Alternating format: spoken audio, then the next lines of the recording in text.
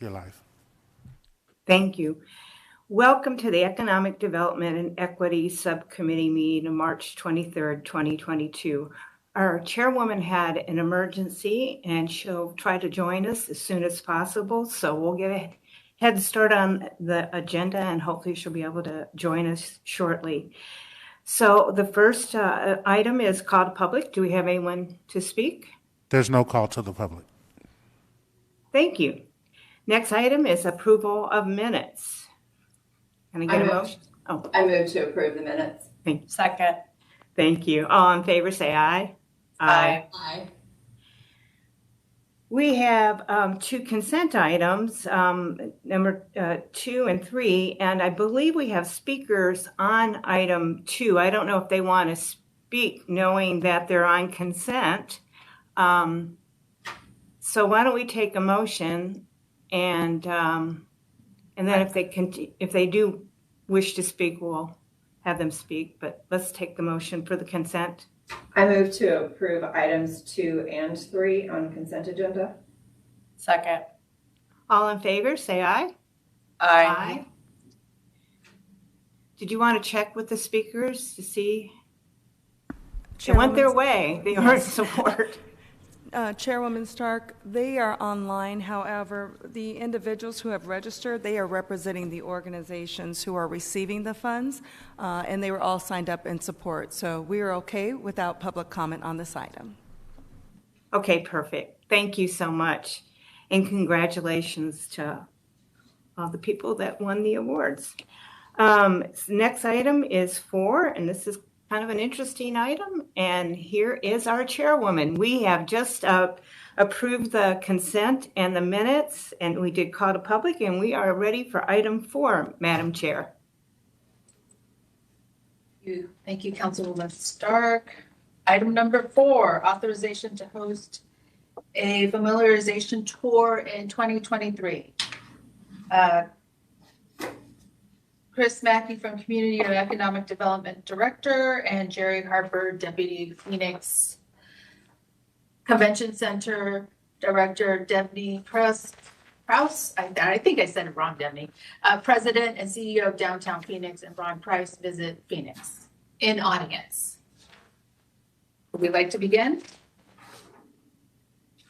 Madam Chair, members of the subcommittee, thank you so much for having us here today. We are excited to bring this item forward to you as we look over the next few years and what this means to Phoenix in highlighting where we're going.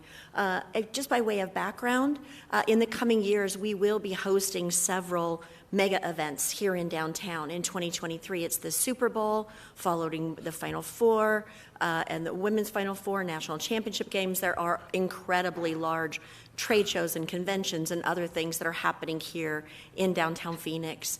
And we do really believe that this allows us the opportunity to capitalize on these events, to really showcase Phoenix on the national stage.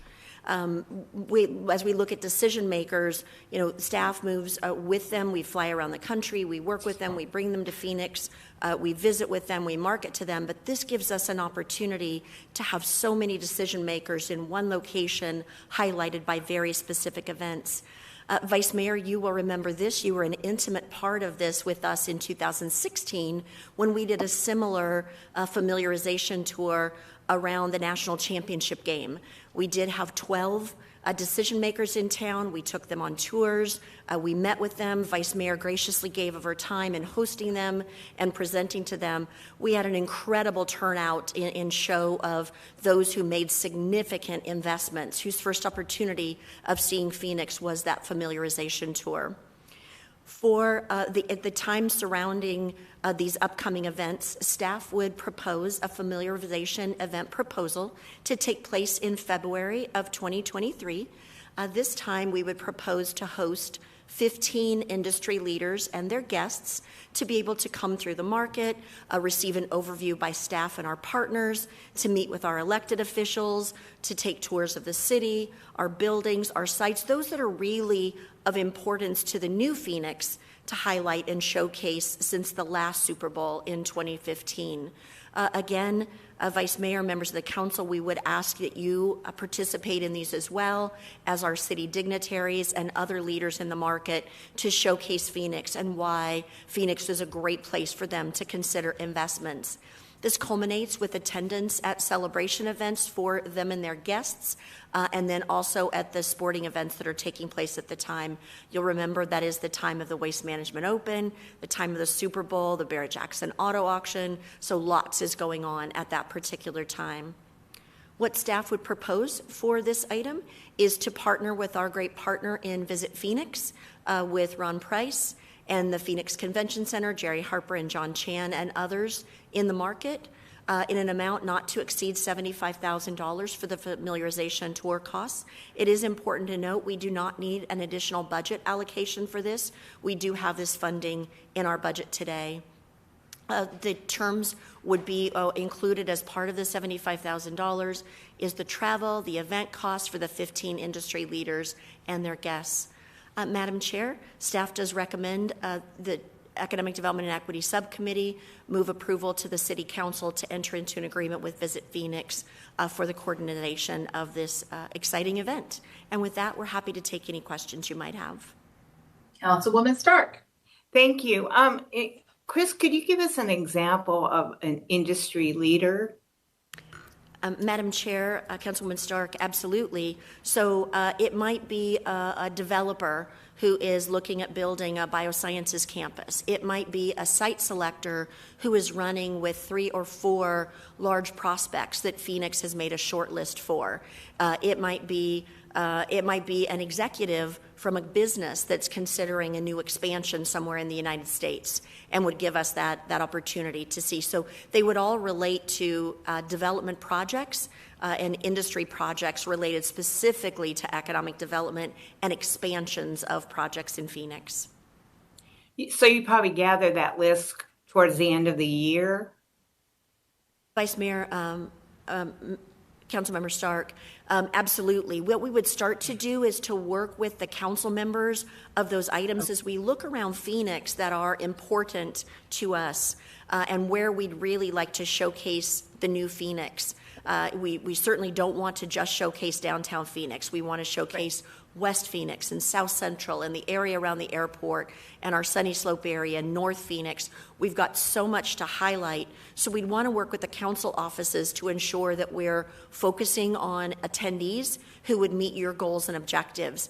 But Madam Chair, Councilwoman Stark, in 2016, when we hosted the same event, we put our list together in October of that year for the attendance in January. So to your point, about 90 days out, we'd finalize that list. Okay, thank you, Madam Chair. Councilwoman O'Brien. Thank you. Chris, you talked about doing this event in 2016. Can you name or tell us some of the events or expansions that occurred out of that event? Madam Chair, Councilwoman O'Brien, I'd be pleased to. So it was the first tour where the developer that ultimately secured Park Central to build out Park Central, it was the first time that we met them and were able to showcase Phoenix and what was happening in Phoenix to them, and did have one of their an industry partner with us who was able to showcase Park Central to them. We did tour with Hines Development, who ultimately ended up acquiring the ultimate build-out location for Adeline, which is a new high-density residential project here right across from Chase Field that we just all attended the ribbon cutting for about a month ago. And then we had a national site selector who toured with us, who was working with a very large prospect who ended up locating 1,400 jobs in your district, and that was Farmers Insurance. Thank you so much, Chris. Appreciate that. Chris, one of the questions that is leading to this is, how do you determine the 15? Or how is it determined? Do you gather a list of 30 and then from there narrow down to the 15 who get invited? Madam Chair, that is a great question. We'd start now, we'll be coming into April of 2022.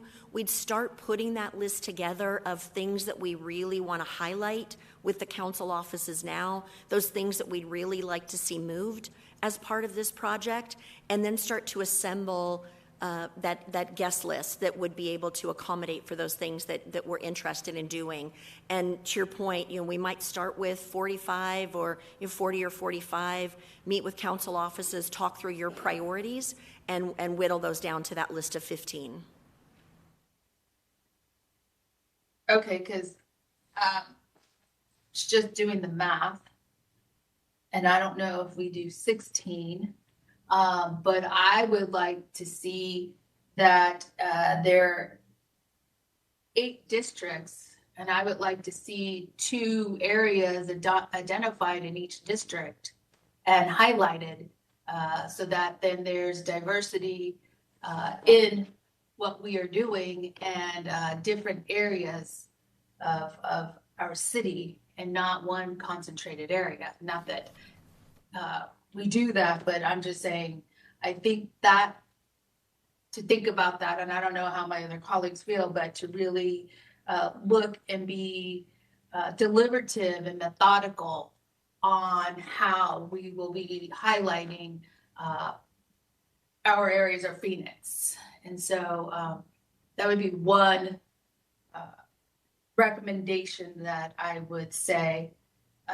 The second would be on what type of industry, because I want to, in the future agenda, I know we have a sustainability committee, but really talk about in the economic development world, what type of industry we're recruiting and what type of resources would they be using from Phoenix, such as water, and how much we would be using or they would be using in our areas.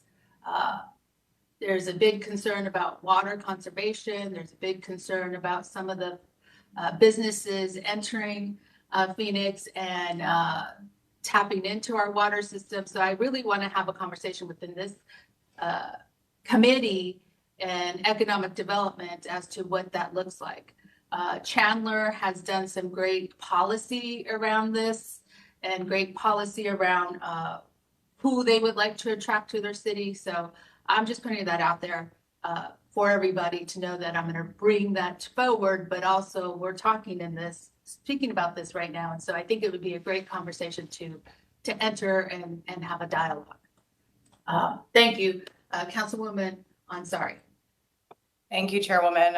First of all, definitely agree with your points. If it is possible to do an equitable 2 per district, I think that would be fantastic. I also think it sounds like a really good opportunity for those of us who share areas to work together and figure out, vision for downtown, vision for Maryville, et cetera, et cetera. Chris, I'm wondering, just now during the questions, I thought of our sister cities and just the possibility for foreign and international investment into Phoenix. Have we previously engaged sister cities in coming to Super Bowl and brought in companies that aren't from Phoenix as well, or not from the United States, rather? Madam Chair, Councilwoman Ansari, for the first item, I think the Vice Mayor brings up a wonderful idea, and we can adjust our budget to operate within the 75,000 to add an additional person to make it 2 per district. So we think that's an excellent idea. As we look at our opportunities with our sister cities, so we do partner strongly on our international activities with our sister cities.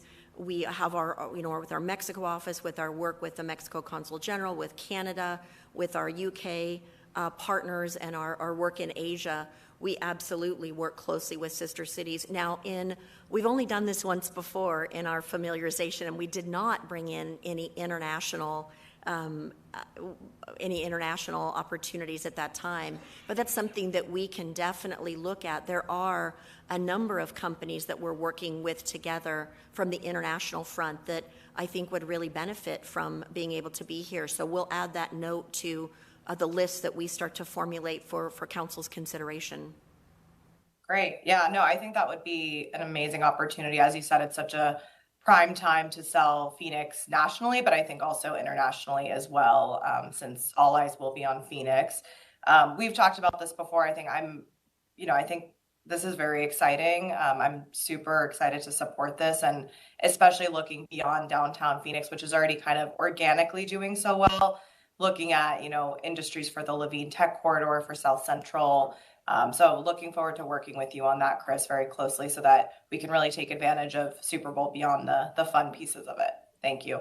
Thank you, and I agree with you. Downtown is a far different place than it was when we hosted the 2015 Super Bowl. We're excited to showcase other areas of Phoenix.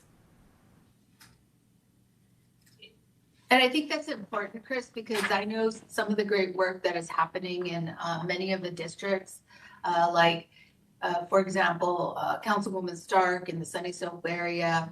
Where can we go in there and bring new industries or additional industries to that's already present? The Metro Center, our Kmart area. I think there's a lot of opportunity in how do we create all that synergy around all of Phoenix, and you really have 16 projects moving simultaneously, really creating the buzz of Arizona and Phoenix. I mean, we're growing. I believe all of our next issue, and is a current issue, will be housing. But you know how long housing takes and builds, and so how do we think through all these elements and pieces that go along with a new business coming here and timing it correctly for them and being attractive. So I think it's exciting. Chairwoman? Yes. Chris, one other question. When it does say that you partner with Visit Phoenix and the Phoenix Convention Center, will you partner with other leaders out in each of the districts where we're looking to maybe bring some of this additional development as well? Madam Chair, Councilwoman O'Brien, absolutely. And I know that Councilwoman Stark introduced him at the beginning, but Ron Price, the CEO of Visit Phoenix, and Devney Preuss, the CEO of Downtown Phoenix Inc., are here with us in the audience today. Those would be the two partners we have identified there. But to your point, we would look to partner with the Greater Phoenix Economic Council. We'd look to partner with the other organizations throughout the community organizations, as we look at opportunities. Councilwoman Pastor made such a great comment at the beginning I hadn't thought of, and took a note while she was talking, having an overview presentation to these 16 individuals on the city's sustainability goals, what we're looking for, what we are interested in bringing, I think is one of our great areas to put through. We'd partnered in the past with Salt River Project and with Arizona Public Service and with others. We partnered with our airport and really looked to broaden that outreach effort to make sure that the familiarization tour is as valuable to Phoenix as possible. Wonderful. Thank you so much. Thank you, Madam Chair. I think one of the pieces that we did not highlight, well, we did highlight, but we kind of just highlight. I think working with Downtown Phoenix and Visit Phoenix, within their network, they have a whole collaborative of a network that then brings out everybody and everyone within the industry. I would say that's one of the benefits of being part of these pieces, because we can only do so much, meaning city staff, in the sense that we can't be everywhere. We represent so many. And so we have these great partners to help us with our business community and reaching out to those areas and understanding what their needs are and bringing it back. Also, the other piece that tags into this is the convention center, and making sure that then we tap in with these industries to say what a great convention center we have, and what type of conventions or organizations do you have that would be interested in coming to Phoenix and hosting. So I think it's a great synergy that is happening. We need to do it, and we need to be innovative and keep moving forward as we are. And I would say we're moving a little bit fast and furious, but that's the way the nature of the beast is today. So And with me is Jerry Harper, Deputy Director at the Phoenix Convention Center. I'd like to turn it over. before you move, can we invite Devney, our partner, the Downtown Phoenix, with us, since they work closely with us? Absolutely, Madam Chair. We'll bring Thank her you. right up.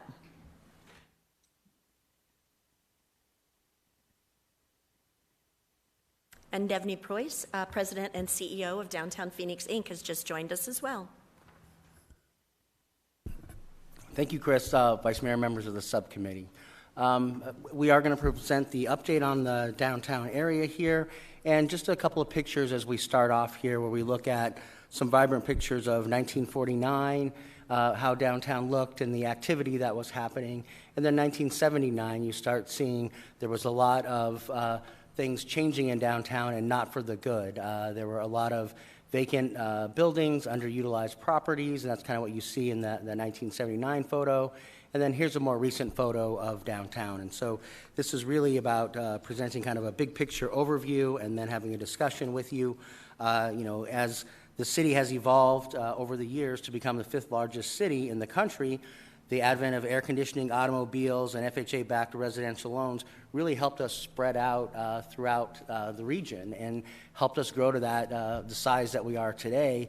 But our efforts really in the 1970s started to focus back in a little bit more on looking at downtown and what was happening within that area. And so there was a redevelopment plan adopted in 1979. In 1991, there was a 25-year vision. What's happening in the surrounding neighborhoods and areas around there in the late 70s and early 80s. And so you see some plans that were adopted. There are many others as well, but a couple just to highlight: the East Lake Garfield Redevelopment Plan and the Governmental Mall plan in 1987. And so with that, I'm going to turn it over to Ms. Mackey here, who is going to walk us through several of these items here that we are going to talk about and go into more detail here. Some of our early catalyst projects, downtown as a destination, our employment corridors and what that has done for us, how it's convenient and connected, along with our higher education and biosciences, and creating a livable downtown. And then we'll all be around to a discussion on what comes next.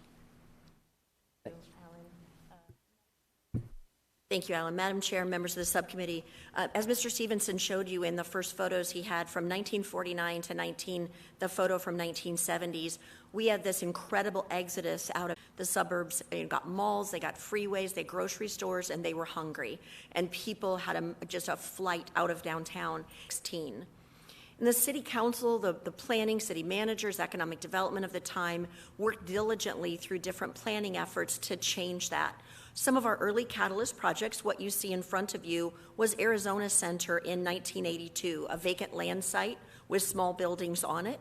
You see it in 1993, and part of Arizona Center is built. You'll notice on the north, the movie theater and the shops and restaurants aren't there yet. But if you see on your right-hand side in 2016, Arizona Center is completely built out, and we've seen a great revitalization of Arizona Center. I would argue that it was maybe a little bit before its time, building in the late 1980s, early downtown, that we have people who are working in 1993. City worked diligently to bring the Suns into downtown Phoenix, now playing at the Footprint Center. And then the county in 1998 bringing Chase Field into downtown Phoenix. One of the little-known facts is the Cardinals, the city pushed hard to bring the Cardinals into downtown Phoenix, and in fact acquired acreage of land as an expansion of the convention center and a new Cardinals stadium, which of course we know how that ended, and instead the city moved forward to build a biosciences campus. And that all started with a vision. So the city, in the land it had purchased, the 30 acres that is now the Phoenix Biomedical Campus, this location that became a home for to bring TGen into downtown Phoenix as the anchor of the PBC, entire state of Arizona. Following TGen, of course, the University of Arizona Medical School moved in. They went into the historic the Phoenix Union High School District buildings, and construction continued moving from there, with ASU joining most recently with the construction of the Wexford Science and Technology building. convenient and connected. As we look, the city had the vision to create light rail, which I would argue is one of the major catalysts for the revitalization that we've seen in downtown and the first 20 miles that moved into the area. And then, of course, Arizona State University. It did all start on a napkin, and that is a picture of the actual napkin from the first meeting with President Crow and the mayor of the city of Phoenix, scoping out what could happen in this particular area. And as it looked forward, what the city was looking for was downtown revitalization, increased educational opportunities, and a sustainable economy. And ASU was looking for a place where they could grow, where they could meet the labor market demands, and be close in proximity to the knowledge economy. As we fast forward to today, of 2006, the agreements were executed. In 2006, 2,500 students were here. 2009, 7,000 students. 2020, 13,000 students. And moving into 22, as they've come back, we are at 15,000 students in downtown Phoenix. And that did lead, was the catalyst for creating that world-class college system in downtown that includes not only our university partners, but our nationally recognized community college system with 4 community colleges, 3 of which are here in downtown Phoenix with Rio, Gateway, the Forge, and CEI, and Phoenix's IT Institute and Phoenix College. Of course, Creighton University with its medical school just up the street, and the recent announcement of Tufts University coming in. As we move forward into 2008, Cityscape broke ground. That was the former Patriots Park location and a vacant city parking lot. As we move forward, you'll see with the building, and you see Cityscape under construction and completing in 2012. Again, I would argue that Cityscape is the reason that we really see the revitalization. It kind of proved to the market that downtown was livable, it was shoppable, and people would use it as a destination. And you have instances in front of you here where they absolutely do, 4 different items. And that led us to that residential boom. When we look back to those early redevelopment area and planning process, the plan was to get 5,000 people living in downtown Phoenix again. And that we've blown past it like it was standing still. You all know, you've heard us brag about it time and time again. In November of 2020, we had 20 cranes in the air and have in more than 4,000 new residential projects, either under construction, just finishing, in the planning process, encouraging more people to live in downtown Phoenix. I'd like now to turn it over to Jerry Harper to talk to us about our convention center in downtown as a destination. Jerry? Thank you, Chris. I have to say that I'm excited that the convention center piece and the visitor industry piece is coming in right after the slide that speaks to the 20 cranes in downtown Phoenix, because each of those cranes to us represents some added vibrancy to downtown, and it's that vibrancy that we really speak to when we're selling this destination to future events and meeting planners. So more than a decade ago, so back in 2008, several strategic infrastructure projects came online, and each of those projects really added to the vibrancy and to the this destination as being a premier location for the visitor industry. Those projects were the 1,000-room Sheraton Hotel, Metro Light Rail system, and of course the $600 million expansion of the Phoenix Convention Center. And it was that expansion that, along with the light rail and the hotel, all of those projects combined really helped Phoenix to elevate itself and allowed us to host some of the largest conventions and mega events in the city's history. And I'm proud to say that many of those events are now repeat events to this destination. And it also really cemented the convention center and the visitor industry as an integral part of the economic vitality of the city of Phoenix. So back in 2019, City Council directed staff to commission a market and feasibility study on the Phoenix Convention Center, as well as the convention assets and the visitor infrastructure and competitiveness. And it was this process really allowed us an opportunity to engage with the public, to get some of their feedback with some public meetings that were held in combination with the study that CSL was conducting. And the feedback that we got from the community as well as stakeholders really allowed us to get buy-in on the results of that study. The results of that study is something that was presented to the subcommittee in January of 2020. And I need to note that January of 2020 was just before the pandemic really wreaked havoc on the visitor industry. And at that time, some of the outcomes of the study were that they identified a need for an 800 to 1,200 room convention hotel located in downtown. They also identified the need for planning efforts to get underway to establish and activate an entertainment district in downtown. And it also really emphasized the plan for a future convention center expansion to take place on the current South Building site with the expansion of the convention center along with other visitor amenities that could all add to that visitor experience. And given that that presentation took place in January of 2020, which was over 2 years ago, the Convention Center has recently re-engaged with Convention Sports and Leisure, also known as CSL, to provide an update to that market study. And this update needs to take into consideration the impacts of the pandemic on the market over the past 2 years, also allowing them to update their findings and recommendations relative to the Convention Center's expansion needs, hotel demand, and the timing of any future development. This market study we're expecting to be complete in 30 to 45 days, at which time we would be happy to come back and present those updated findings to the subcommittee. So with that, I'll pass it back over to Chris. Thank you, Jerry. Madam Chair, what we'd like to go through now is looking at our planning efforts for downtown and walk you through what those efforts are. I'll turn it over to Alan Stevenson.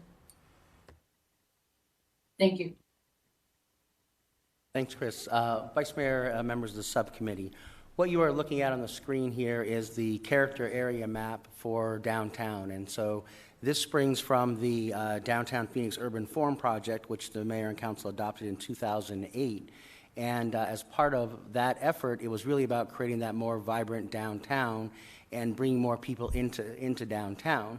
You can see that a big chunk of that really established a vision with those character areas. It had our connected oasis outlined in it, the sustainability and design standards as well. And so this plan is what's guiding the physical development of downtown today, and it really focuses on that pedestrian scale and builds upon things that had already started within downtown, like Roosevelt Row. And so there was a number of, as you all recall, art studios and a great First Friday Art Walk that was already happening along Roosevelt Row. And as part of that effort, the city really worked with all of those individual property and business owners to really birth the city's adaptive reuse program. And so that was where a lot of those old bungalows were converted into restaurants and coffee shops and art studios and galleries. And so that's really where the genesis of our adaptive reuse program came from, and it really helped create that vibrancy within downtown, getting to what Mr. Harper described as being able to sell a place that has character and there's something there to attract additional conventions and other things to come to town. This is one of those areas that really helps make that happen. Our warehouse district is another one of those areas that the Urban Form Project really recognized as an example of what the city could do to preserve some of our history and character and reuse some of those warehouse buildings for new, much more vibrant uses. And it really has continued on in that vein with the work of the Warehouse District Committee and those owners down there that have really been working to ensure that the south side of downtown has as many great amenities as the north side and Roosevelt to make sure those things continue to be vibrant areas as well. In addition, the city has been working on that surrounding downtown areas as well, just like we had early on when we had our discussions about the 70s and 80s, how the city was looking at things, and that's focusing on some areas surrounding downtown. So there you have the Central City South area plan that was adopted in the early 2000s. Of course, you all know about the South Central TOD plan that was just recently adopted by the council. East Lake Garfield is an area that we have the adopted TOD plan, have been working with the community to implement that, and we are about to undertake the planning process for the Capital I-10 extension going through the Capitol Mall area as well. That is really continuing to provide that input around for what the public desires to see for the areas surrounding downtown that are just as important as well as downtown to ensure that vibrancy. So one of those other areas that we do have some increased discussions about recently are the Capitol Mall, and there's some arts folks there that are very interested in the Grand Avenue area as well, looking at more neighborhood scale investment for Grand Avenue and infrastructure to support that existing community and avoid gentrification with that as well. And then the Governmental Mall. This is an area that the state has particular interest in. There are some state statutes that deal with the state of Arizona having some significant input and involvement in the Governmental Mall because of the properties that they own, and so we've had discussions with them about working on that. In addition to that's also where the Cap I-10 West extension goes as well. So what's coming up next from a planning perspective here is our Downtown Redevelopment Area Plan update. And so many of you will recall that back in June of 2020, the council adopted the Downtown Redevelopment Area Study, and this took the Downtown Redevelopment Area Study that was done in the 70s, that one that I mentioned at the start of this process, and combined it with several other existing redevelopment area plans like Capitol Mall, East Lake, Garfield area, and a couple of other ones, and put the remaining areas into this larger redevelopment study to substantiate the slum and blight that is still necessary to use the city's redevelopment authority to try and ameliorate over time. And this plan coming forward will be the plan of how the city will work to address those issues over time. And so our consultant, Plan ET, has executed their contract, and the first kickoff meeting is coming up March 23rd. With the goal of having a substantial amount of community work and involvement in the summer and fall, and then a draft plan available in early 2023. Of course, the council did direct when we did the study that we would have a neighborhood steering committee that would be appointed, and we'd be working with staff to get those members appointed so that we can work with the community and get input with our consultants all along in this process as we work to get that plan finalized and bring it forward to council for further discussion. With that, I'm going to turn it back over to Chris Mackey to talk about the additional tools available. Thank you.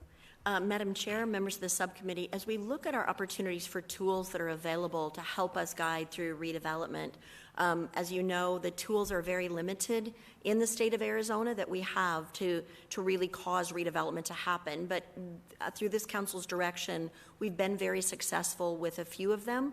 The first is, of course, Chiplet in our downtown area, in bringing in new residential and bringing in office buildings and bringing in outdoor open spaces. The second is the council-approved Strategic Economic Development Fund, which is able to assist in quality job creation and in infrastructure. We've very well used, through your guidance, our historic preservation funding to cause projects to remain that otherwise may have been torn down, which of course is incredibly important to the fabric of downtown and the tenor and flavor of downtown. And then infrastructure investments, whether it is through light rail, whether it's streets investments, water sewer investments, or parks investments that have been made. They've been critical. And then, of course, most recently approved by the legislature, we have theme park legislation that it was expanded to be able to allow to be used with sporting venues and with other opportunities that could be considered for future redevelopment. So just some things as we begin this discussion here today, as we begin to move forward, things I've heard from you, things that Mr. Stevenson and Mr. Harper and Ms. Preuss and I have all heard from you is, how do we leverage our city-owned lots? How do we make sure that they create the best in the future growth of downtown? Looking at the affordability of the downtown market and encouraging items that would cause the affordability to kind of shift in downtown. Urban retail, we kicked it off with Arizona Center, perhaps a project a little bit before its time. The urban retail is now at a place where it can move back into downtown Phoenix. We have the density, we have the jobs, we have others, and a push for that. An entertainment district, as came out of the CSL study, what's our there? Once we have our conventioneers come out of the convention, as our visitors come out, our employees are here and our people who live, what is there to keep them here in downtown? Something like the Gaslamp District or 6th Street in Austin or the Riverwalk in San Antonio. Public open space. As we visited with the community, that is of critical importance to the community to ensure that we have that public open space.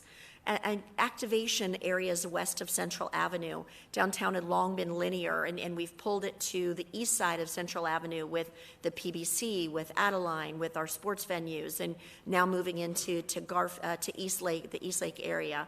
But areas west, we are doing great things now, but what are those visions of more things that we could do to pull it even west of 7th Avenue? Infrastructure improvements. We hear so much from our citizens, a better pedestrian experience, making sure this remains. This is a walkable area linking back to Warehouse, the downtown core, Roosevelt, up to Hans Park. Protect what we have. And what I mean by that is we have major employers that are here in downtown Phoenix. We have major projects that are here in downtown Phoenix. And one of the things that my team does is we travel the country to recruit companies out of particular markets into our market as a better destination location. And I can guarantee you that's happening to us on a daily basis here in downtown Phoenix to encourage our employers to leave downtown. Continuing to look at climate readiness, the Tree and Shade Master Plan that's approved by Council that DPI is so effectively implementing and continuing to focus on that. And as you all know, dear and dear to my heart is parking. The parking study that you authorized 2 years ago is now underway in partnership with DPI. The parking study could not be completed during the pandemic because so many people were teleworking. We wouldn't have gained an accurate count. But just really thoughtfully looking forward, how do we use technology to really supplant our parking that already exists here today? Madam Chair, members of the subcommittee, I'm going to go ahead and leave these up on the screen as we have our discussion, just to help Vice Mayor as she leads this moving forward. So, Madam Chair, thank you for your time, and we'd love to take any questions you might have. Councilwoman Stark. Thank you. Chris, I was interested in when you said that we exceeded the population that we wanted in the downtown area. Where are we as far as population? Madam Chair, if I could turn that over to Ms. Preuss, she keeps an update of those numbers, so let me turn it to her for that answer. Oh, absolutely. Well, we maintain the numbers in partnership with Community and Economic Development. But Madam Chair, members of the committee, the subcommittee, we are at approximately 20,000 people living in the downtown area with the amount of construction that's either underway or soon to be that Director Mackey mentioned earlier. We expect to increase our residential inventory by another 10,500 individuals. We have employees at Downtown Phoenix Inc. who started in 2009, and they comment often about how our downtown population is tripling since when they started with us, which is rather remarkable. And the boundaries are generally McDowell down to the Warehouse District, correct? Councilwoman Stark, yes, that is correct. Between the Sevens, McDowell to just south of the railroad tracks, Jackson Street. So what are some of the things we're trying to do to address affordable housing in the downtown area? We have quite a service industry down here, and I want to make sure that we're addressing that. I know that Madam Chair started with the GPLETs adding a percentage of affordable housing, but what are some of the other things that are happening in the downtown area to address that? Madam Chair, Councilman Stark, as you know, you brought up with our GPLET, the council so thoughtfully moved an item forward that as we move the GPLET forward to any of those projects provides a certain amount of workforce housing that they have on those particular projects. Director Titus Mathis is here with me today from Housing. And as he looks at, as you'll remember, they move forward with Deck Park Vistas in an RFP and to rebuild Deck Park Vistas. They're working through their strategic housing plan in partnership with the council, looking at other affordable housing projects that we have here in downtown and how we can bring more density into those areas. Native American Connections has just done an incredible project on the west side of Central Avenue and on the affordable housing side.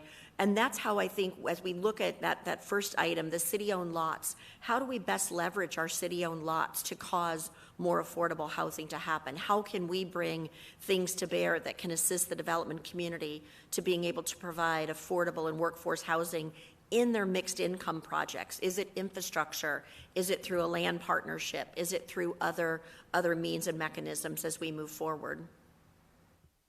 Thank you. Yeah, I think it's a critical issue in the downtown area. Obviously, it's a critical issue in the entire city, but because there is a large service industry down here, I want to make sure we continue to be sensitive to that issue. So thank you, Madam Chair. Anyone else? Councilwoman Ansari. Thank you so much. Again, this is so exciting. Chris, I think we've talked about this a lot as representing downtown, but also living downtown. I can't even begin to describe how amazing it is to see literally every single week new restaurants, new bars, just in every corner. So really glad that we're looking at updating an actual vision for this moving forward. And I think the list that you have here really captures a lot of it. Couple of comments. Firstly, I'm really happy to see that Grand Avenue and the Capitol Mall area are included in this. For my committee members, we've been meeting with Grand Avenue, the historic Grand Avenue neighborhood leaders, business leaders very regularly. And we actually did a walking tour with Chris and planning, et cetera, a month or so ago. And they are obviously, I think, a wonderful extension of downtown. And I think just being more strategic about how we want that area to grow is important. And another thing to note is that they have actually mentioned their openness to affordable housing. So I think that's one area where we can kind of address Councilwoman Stark's point and my concern as well, which is that downtown is just becoming extremely expensive and unaffordable. And we have a lot of young people here and a lot of folks working in the service industry. Another thing to note that I don't see on this list, and I'm wondering, Chris, if you've thought about is, and it's a conversation I've had with the mayor and some other folks on council, is a more vibrant government core area downtown. So like this area in particular that we're sitting around City Hall obviously is usually dead past, 6 or 7 p.m. What can be done there? Is there any thoughts of, potentially using the bottom floor of the Wells Fargo building or some of these other iconic buildings downtown to increase the vibrancy here? So I guess I'll start with that question.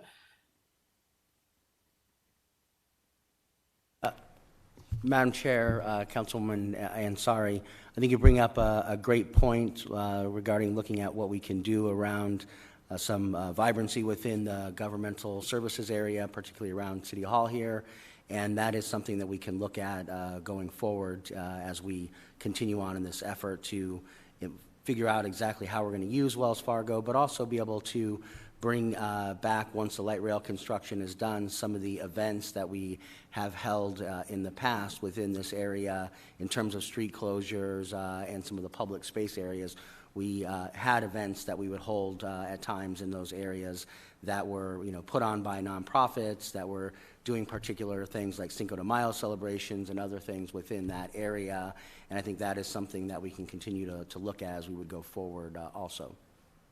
Madam Great. Chair, Councilwoman, sorry, just as a side note on that, and as light rail continues west on Washington, I think that's going to provide us a great opportunity. And as you know, we're working with a number of projects right now that would more activate the ground floor of the west side of this more government mall area. Mm-hmm. And I think as we look at our city-owned properties that are on this side of around 7th Avenue and in this area, I think it lends a great opportunity for us to really envision what could be happening on those ground floors, particularly near those new light rail stops. Got it. Thank you. Another question I had was, beyond planning and visioning, what are some tools that we have to push for better development in these lots that may not require a zoning change or use permit? I'm thinking in particular about the Chick-fil-A that's going to be going into this big lot on 7th that doesn't require anything from the city. It really doesn't fit with the vision of downtown. Do you have anything, for these sorts of things these sorts of projects where, the property owner maybe isn't asking anything from the city? Do we have any tools that we can utilize there to make sure that projects are in line with the downtown vision? Vice Mayor Pastor, Councilman Ansari, the downtown code does have requirements as it relates for drive-through type of uses. That's certainly something we could look at amending so that you cannot have some of those. They're only permitted in, the areas that are adjacent to, McDowell and 7th Ave, 7th Street, on those kind of major road corridors, but that's certainly something that if the council wish to see, we can look to restrict that type of use from being within the downtown code. It is currently allowed with some significant design standards that make it look nicer and a little more walkable than anywhere else. But we don't have any significant incentive tool if somebody wants to develop that land and they own it and that's what they would like to do. We can talk with them and try and entice those on other properties. When I've had people come in and talk to me about these uses, in the past, I've always encouraged them to go, west of 7th Ave or east of 7th Street, so that they can capture some of the market and the things that they want, but they are not within the downtown area. But once in a while, you do have property owners who will push through with what they believe is in their best interest, and then the city has to respond from the standpoint of what are the codes and regulations permitting them to do. Chris, you want anything? Okay. Got it. And then my final question for the moment. So I'm wondering, as we also embark on the process for the GEO bond, how you see these two, related but separate pieces working together to make sure that we're moving in the same direction. Madam Chair, Councilwoman Ansari, we are working closely with City Manager Barton and Deputy City Manager Spencer on what those items could be as we kind of move in partnership forward on looking at infrastructure improvements, on looking at opportunities that could happen in this particular area. So City Manager Barton is working closely with us on ensuring that we kind of stay in lockstep with that potential opportunity. Great. Okay. Thank you so much. Thank you. I have a question on slide 18, and I'll just read it because I'm going to use this anyway, so you don't have to move it. Convention, sports, and leisure market feasibility study. Please explain that to me. So, Madam Chair, members of the subcommittee, the organization CSL that we engaged with back in 2019 are well known throughout the industry on putting together feasibility studies in various markets around the country.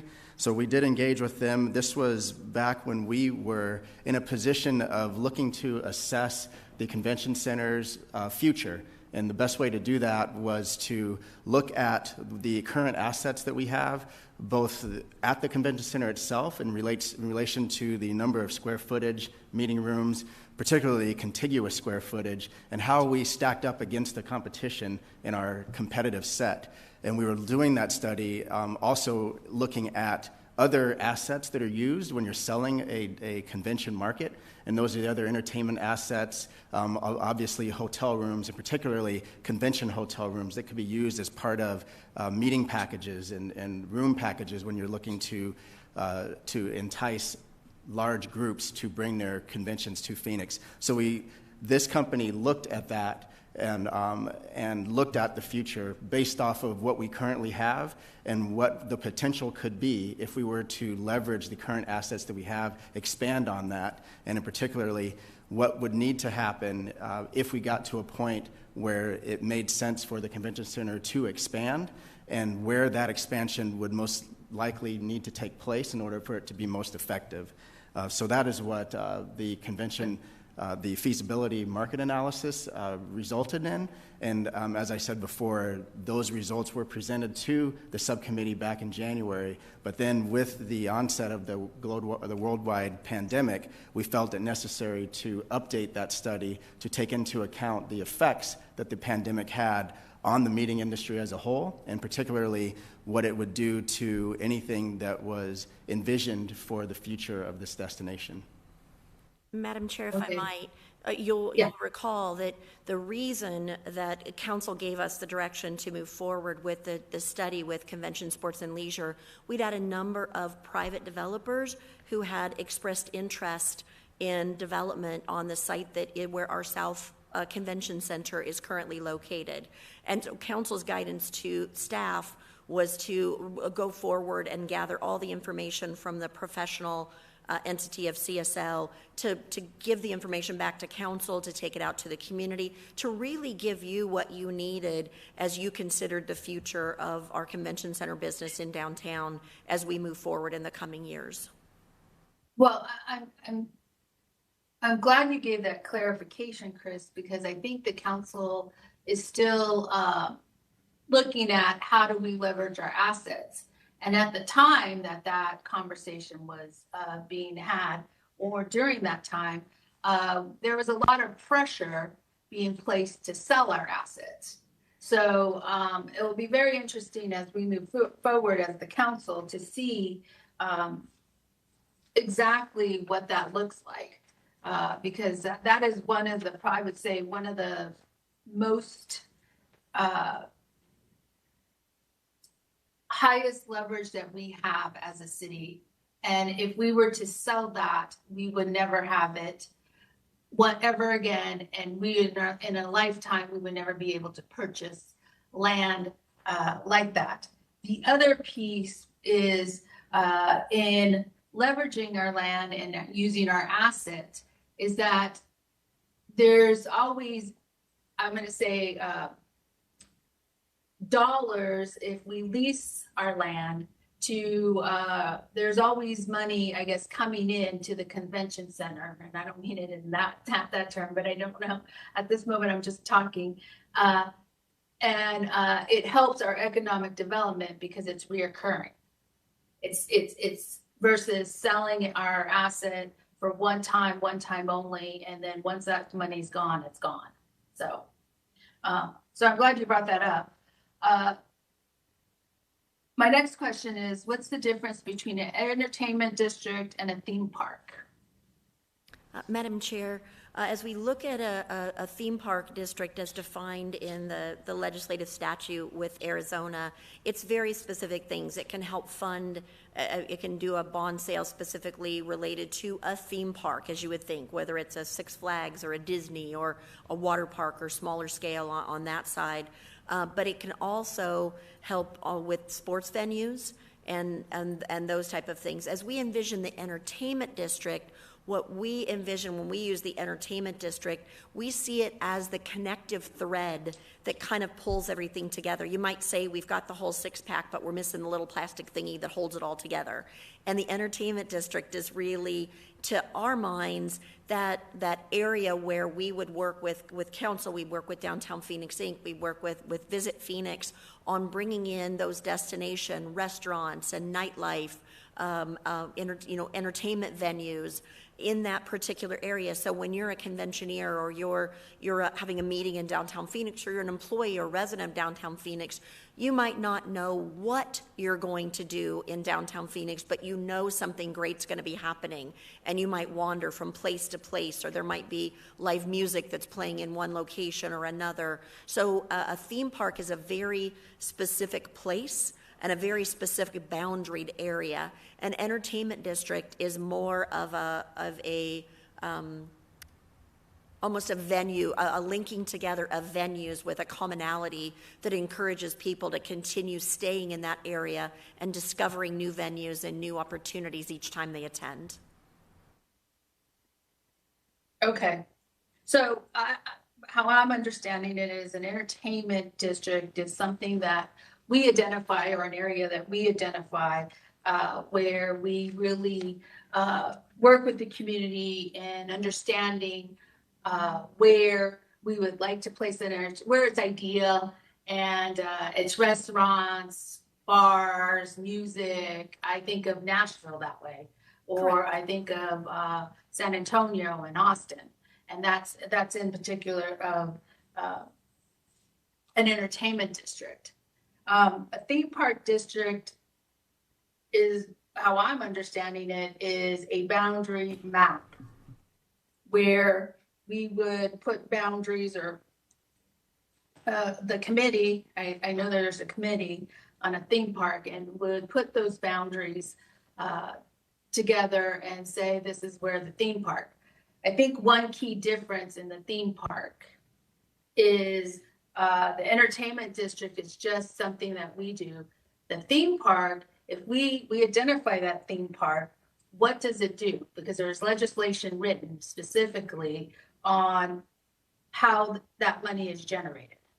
Madam Chair, the theme park, you're exactly right. The entertainment district is a much more organic thing that we do. It's a marketing effort. It's a recruitment effort to create this real sense of place. A theme park legislation, you've hit the nail exactly on the head. It's a specific boundary that is approved by the city council, and then that theme park district creates its own board. That board has the authority to sell state revenue bonds. Those state revenue bonds can cause improvements to happen of a physical nature. It allows it to build buildings, to remodel buildings, to build these things, and it allows it to provide an additional tax of up to 9% to settle those bonds. So it's a much more formal structure in the theme park district. You've outlined it perfectly. Can I do a Go follow-up? ahead, Councilwoman Stark. So I thought the theme park was actually comprised of a number of different entities. It wasn't necessarily the city council. Maybe I misunderstood the legislation. Madam Chair, to set the theme park district in the city of Phoenix would be an action of to set the theme park boundaries would be an action of the city council. Once those boundaries are set, you are correct. There is a separate board, separate of the city council, that governs the theme park legislation, and it's the theme park, and that would be for the entire time moving forward in perpetuity. It wouldn't come back to city council, but there would be an appointed city council member from Phoenix if Phoenix were to form one, on Right. that boundary, and that is prescriptive in nature through the legislation who sits on that theme park board. Thank you for that clarification, because my understanding is the Diamondbacks would like to pursue that piece of legislation to help with their redevelopment. Thank you, Madam Chair. Madam Chair? Oh, hold on, Councilwoman O'Brien. Councilwoman Stark, can you repeat that one more time? I didn't get that. So my understanding is that the Diamondbacks would like to pursue the theme park legislation so they can remodel their facility, so I'm glad that Chris gave us a clarification, because once we set the boundaries, then this committee would take over and they would establish, let's say, a tax to help pay for the tax would be on tickets or food and beverage, but so we have some authority, but then we turn it over to this board. Yeah, I think all of these tools will be discussed for the Right. future. Go ahead, Councilwoman O'Brien. Well, to the point you both were just discussing, I guess, could we have a follow-up agenda item to learn more specifically about the theme park legislation and how it might be used by a sports team like the Diamondbacks? That would be, I think, incredibly helpful. And then my follow-up question is on the convention, sports and leisure market feasibility study, and I apologize if this was already stated. When do we expect an update to the study that was done in 2019? Madam Chair, Councilwoman O'Brien, the updated study is expected within the next 30 to 45 days. And then we've already had a chance to engage with CSL to provide the information that they need up front. We've even had a chance to converse a little bit about the direction that the study is going, but we are fully confident that it will be completed within the next 30 and 45 days, at which point we will come back to the subcommittee to present those findings.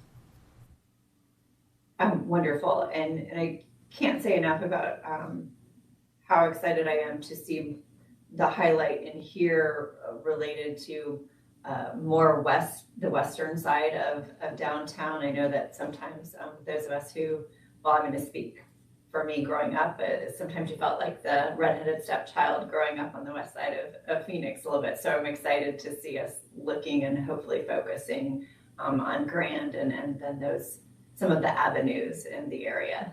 Thank you. Devney, could you give for audience purposes or constituent, how do we work collaboratively with downtown Phoenix and how in particular downtown Phoenix also helps the city of Phoenix in the sense of economic development in downtown? Yes, Madam Chair. How much time do I have? We work together extensively day in and day out. Downtown Phoenix Inc. is the community building organization for downtown Phoenix, formed in 2013, really at the direction of mayor and council and our larger employers in downtown to create this umbrella organization to bring together the community and economic development organizations that were already working on downtown, but let's bring them together underneath the same roof, literally and figuratively, to really help to move downtown forward in partnership with the City of Phoenix. As you're well aware, the City of Phoenix has 2 memberships in Downtown Phoenix Inc. In order for the mayor and city manager to serve on the board of directors and be a part of those umbrella conversations with our larger employers downtown, as well as 4 community members who are appointed by the mayor to make sure that community voice is heard in discussions. The Downtown Phoenix Partnership is one affiliate underneath the Downtown Phoenix Inc. umbrella, and that provides those enhanced services to our downtown core as the Enhanced Municipal Services District contracted provider. The Orange Shirt Ambassadors, our Clean and Green team, business development, where one of our deliverables to the city is helping Chris and her team with all of the downtown development data.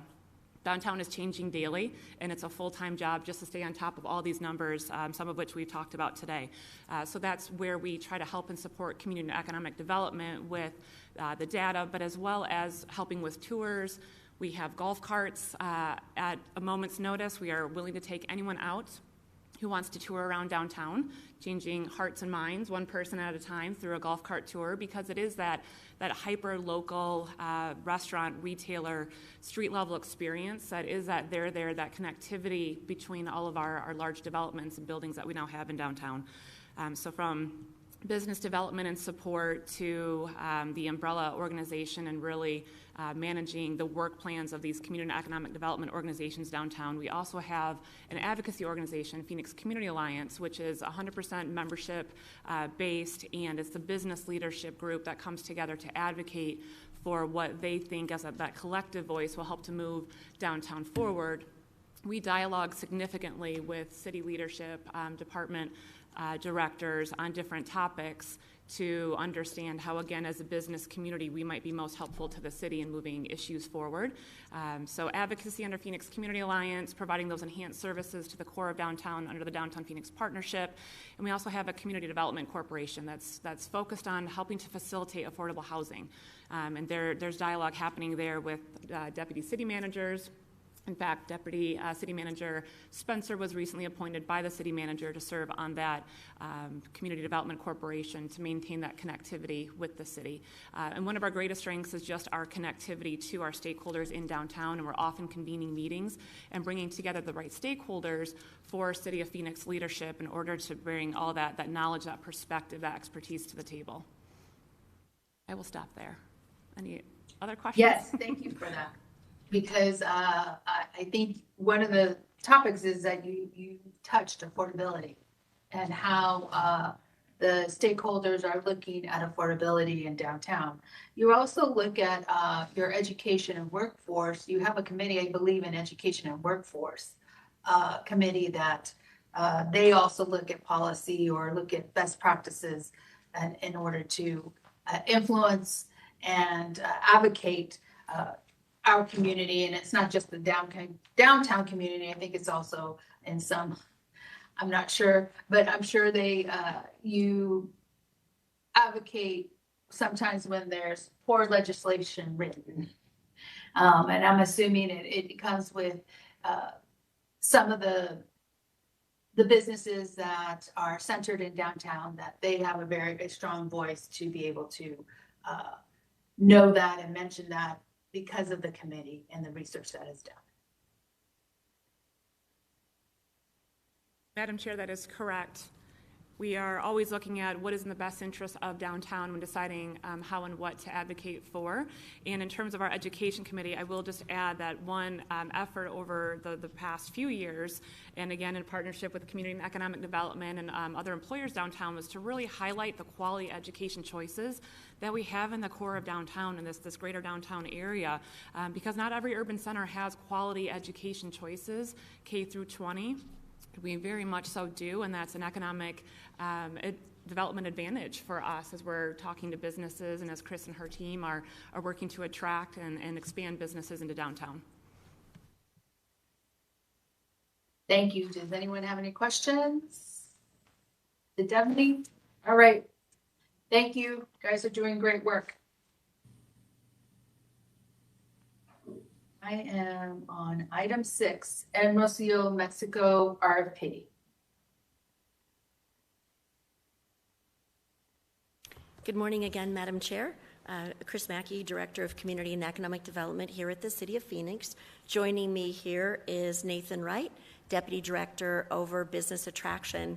We are here today to discuss with you the issuance of an RFP for our Hermosillo, Mexico Trade Development Consulting Services.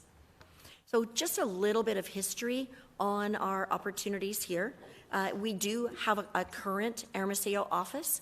In 2017, you'll see the picture up in front of you. That was the opening of the office in 2017. As we look at 2019, we did move forward through a request of City Council, received authorization to issue a new request for proposal after the 3-year period of the 2017 opening of the Hermosillo office.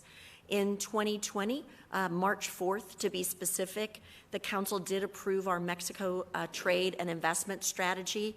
And as we all know, 16 days later, the city was in a permanent telework mode due to the pandemic. So with the global pandemic, we have not been able to execute against that international strategy as we would have liked to, and are working on that again today.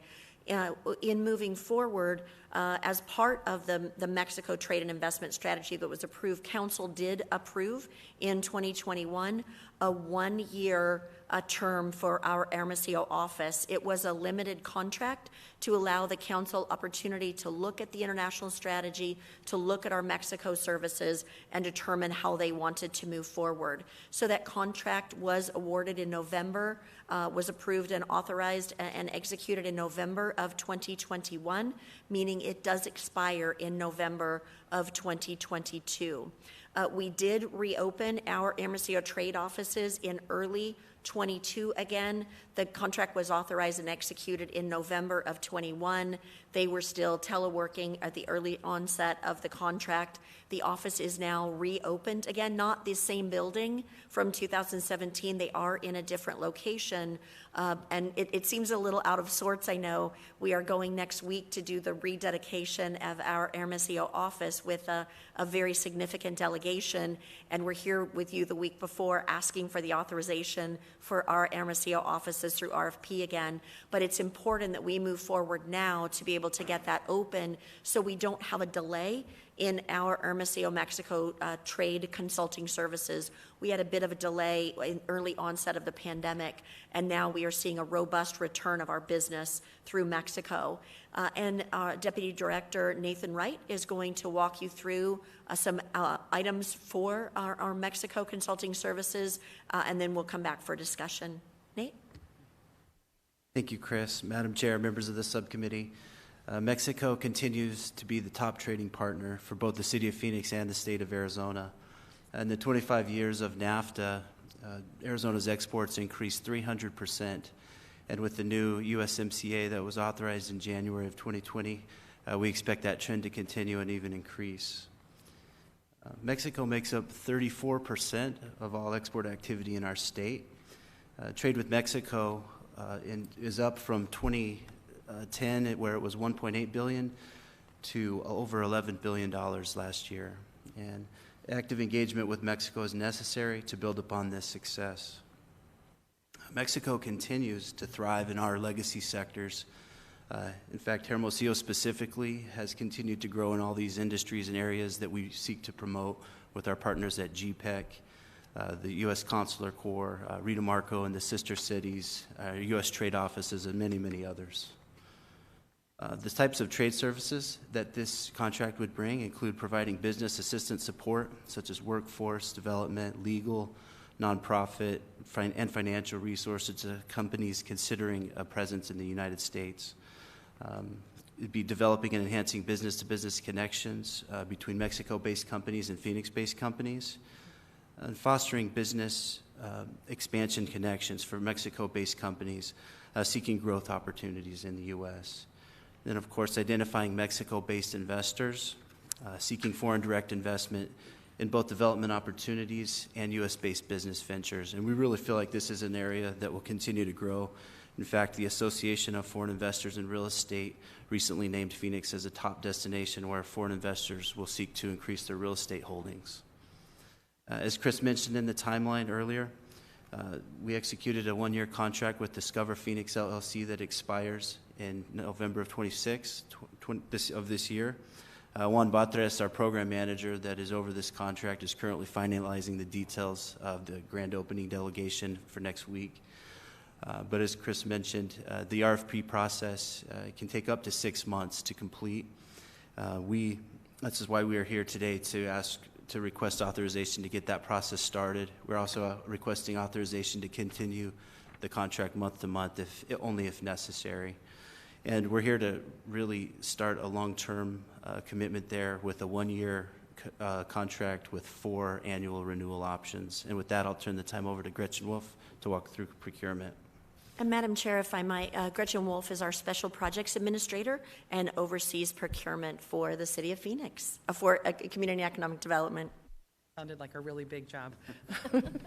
Madam Chair, members of the subcommittee, on the for the minimum qualifications, you're going to recognize these from the last process. So there is a requirement for the proposer to have a physical presence in Hermosillo for at least 1 year.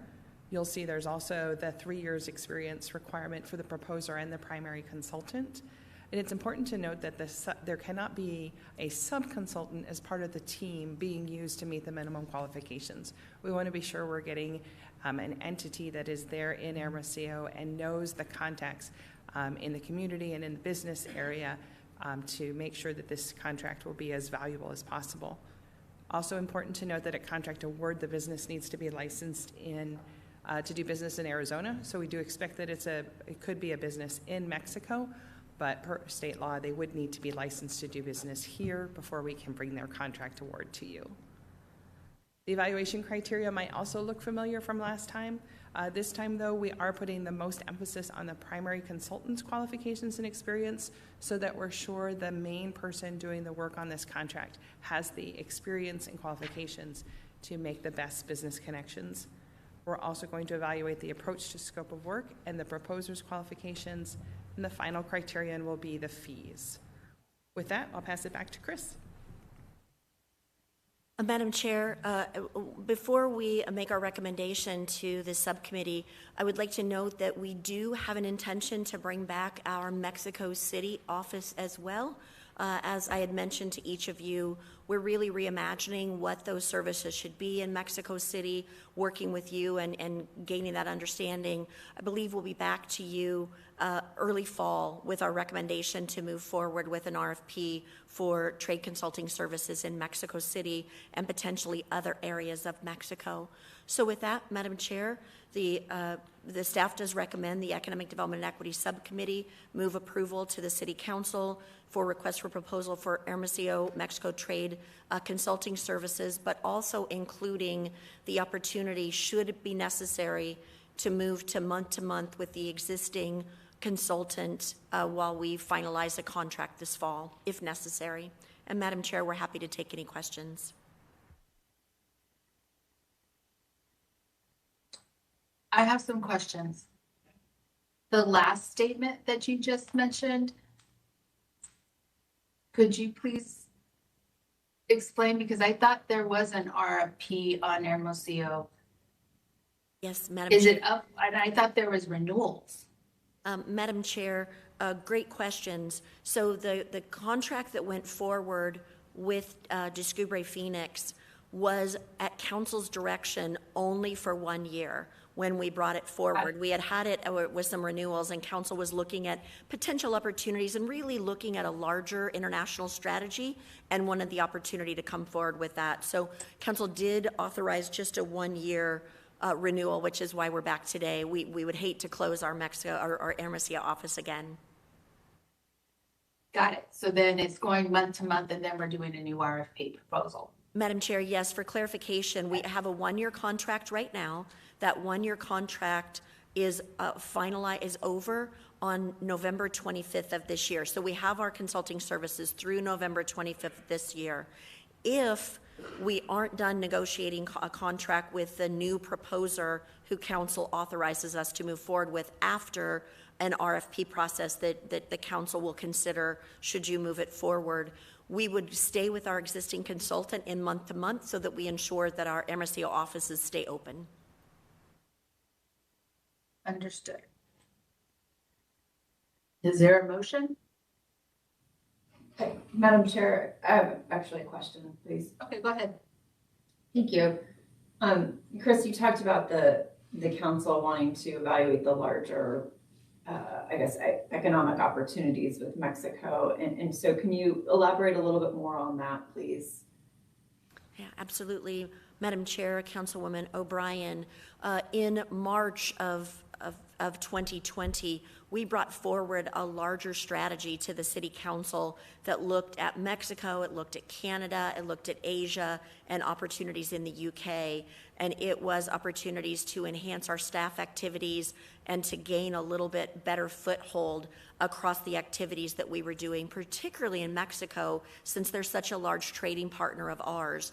And when we brought that forward, council was considering, should we have one consultant in Hermosillo and one consultant in Mexico City? Should we look at offices in Monterrey and Guadalajara? How should we really look at moving forward? So council, in its wisdom, thought it was best at that time to really separate out and make sure we stayed in lockstep with the larger vision. And as we look at moving forward in Hermosillo today, staff is working so closely with so many companies and entities and partners in Hermosillo. We have such a good strategy in Hermosillo moving forward. We felt comfortable in bringing back Hermosillo separately and then looking at, as we come forward with our international strategy again through the budget session, is to look at Mexico City, Guadalajara, and Monterrey more as a separate, with Hermosillo being part of that Sonora, Mexico, and so close to our border and so closely linked to some of the items that we're working on today. As we look at Mexico City and some of the other areas, they have particular focus in things the Vice Mayor brought up earlier in our meeting today, in sustainability, in climate change, in water technology, where our efforts in Hermosillo are much more focused on manufacturing and high tech and those type of opportunities.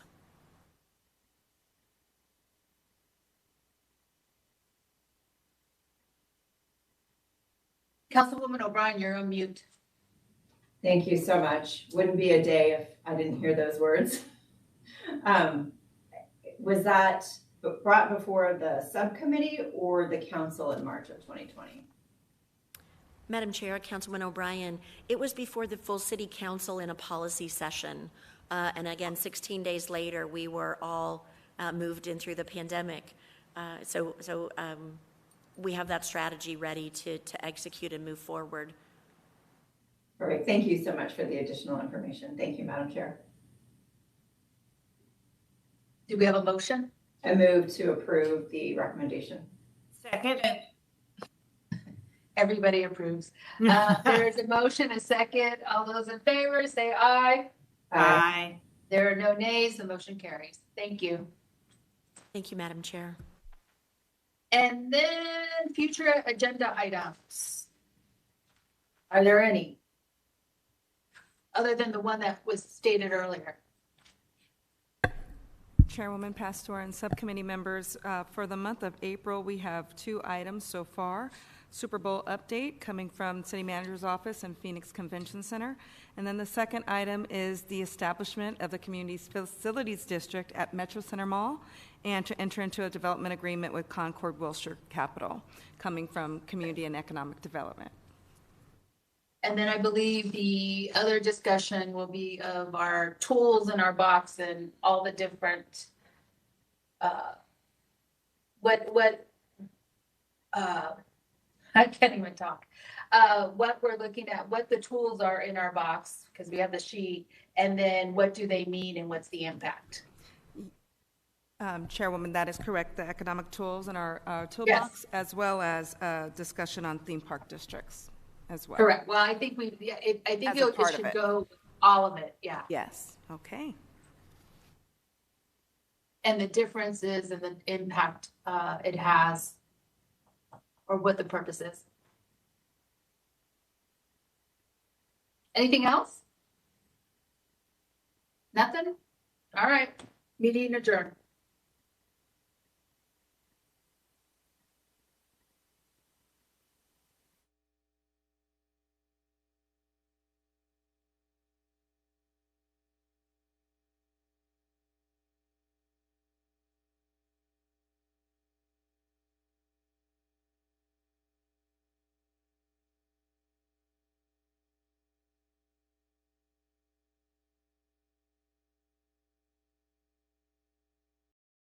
PDD